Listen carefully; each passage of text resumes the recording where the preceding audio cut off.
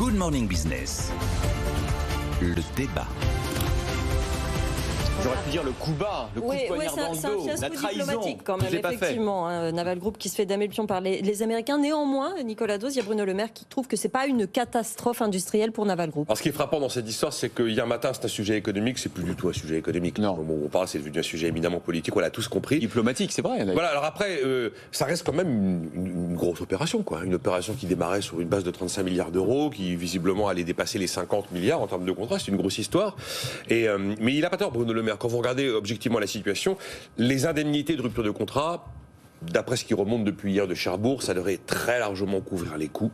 Et donc, les conséquences purement financières pour le chantier naval devraient être relativement indolores. Après, il y a quand même 650 emplois en France qui dépendaient directement... Il y en avait qui étaient déjà installés sur place. Oui, bien sûr, qui dépendaient directement de ce projet avec l'Australie. Vous regardez le carnet de commandes de Naval Group à la fin 2020, il y a plus de 15 milliards de commandes. Il y a des sous-marins nucléaires lanceurs d'engins, des sous-marins nucléaires d'attaque. Il y a des sous-marins prévus pour l'Inde, pour le Brésil. Il y a des frégates prévues pour nos grands amis britanniques qui sont encore dans le pipeline. Grands amis, mais perfides. Hein. Oui. On l'a vu sur le contrat avec l'Australie. Les grandes falaises blanches.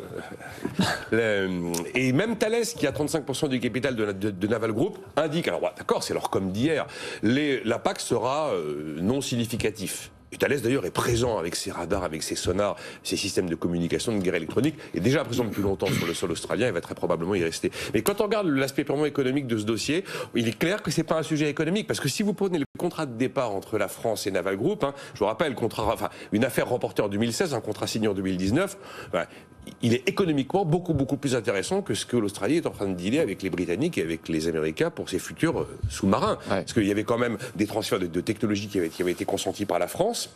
Alors évidemment, pas sur les technologies nucléaires.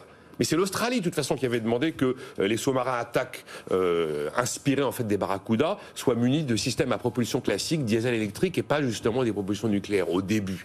Donc il n'y avait pas de transfert de technologie nucléaire, mais il y avait quand même des transferts de technologie. 60% du contrat devait être dépensé sur le sol australien. Les sous-marins devaient être construits sur le sol australien. Le premier devait être construit en 2023 à Adélaïde. C'est un peu au nord, enfin c'est immense l'Australie. C'est au nord-ouest de Melbourne. 1800 emplois devaient voir le jour. Alors c'est vrai que Naval Group avait ouvert une filiale avec 350 emplois. Il y a quand même le seul sujet qui peut être un peu préoccupant, mais évidemment il passera lui complètement sous les radars. Ce sont les 35 entreprises françaises, notamment des PME, qui s'étaient installées à cause de ce contrat là-bas. Ouais. Je ne sais pas trop comment certaines vont pouvoir peut-être s'en relever, mais enfin économiquement, il y avait plus d'intérêt pour l'Australie à aller au bout de ce projet qu'en faire un nouveau. Oui, non, je ferai deux niveaux de lecture de cet événement. Alors, il y a l'aspect économique financier. C'est pas tout à fait la même chose. Hein. C'est pas parce que on récupère une indemnité que on récupère de l'activité. Sur le plan économique, c'est quand même embêtant. Hein. C'est quand même embêtant parce que le but d'une entreprise, c'est aussi de nourrir par du travail son développement et son activité. Et donc sur cet aspect un peu donc industriel, ce qui est frappant, c'est quand même que les dépenses militaires continuent à augmenter dans le monde. Vous vous souvenez, il y a 30 ans, on parlait des dividendes de la paix, de la reconversion du secteur militaro-industriel. Bon, c'est pas du tout ce qui se passe. Les dividendes de la paix, j'avais oublié. Et c'était la grande expression après la chute de l'Union soviétique. C'est pas du tout ce qui se passe. On a un budget militaire mondial qui fait 2000 milliards de dollars, 2,4% du PIB mondial. C'est un secteur qui est encore un secteur très important et appelé à se développer, d'autant plus que les dépenses militaires sont concentrées en ce moment sur quelques pays, et il y a beaucoup de pays qui veulent, au fur et à mesure que leur développement se précise, qui veulent développer leur armée.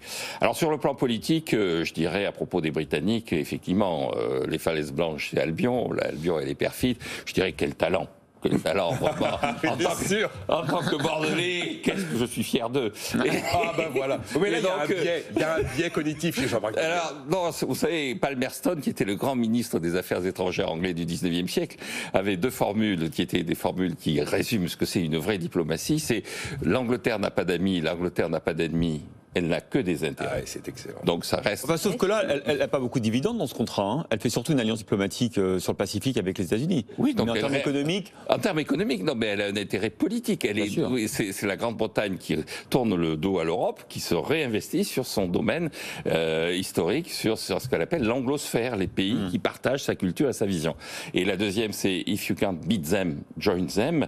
Ça, c'est l'attitude des Chinois. Les Chinois voient bien que dans la zone, il y a effectivement une constitution constitution de pays qui s'allient contre elle, et donc elle essaie de rejoindre, c'est une autre information de la semaine, le pacte transpacifique. Elle essaie de rentrer dans toutes ces structures autour du Pacifique pour montrer qu'elle n'est pas le pays agressif que l'on est en train de décrire. Donc vraiment, quel talent ces Anglais. Merci Jean-Marc Daniel. Le coup de grâce, Jean-Marc Daniel, comme d'habitude.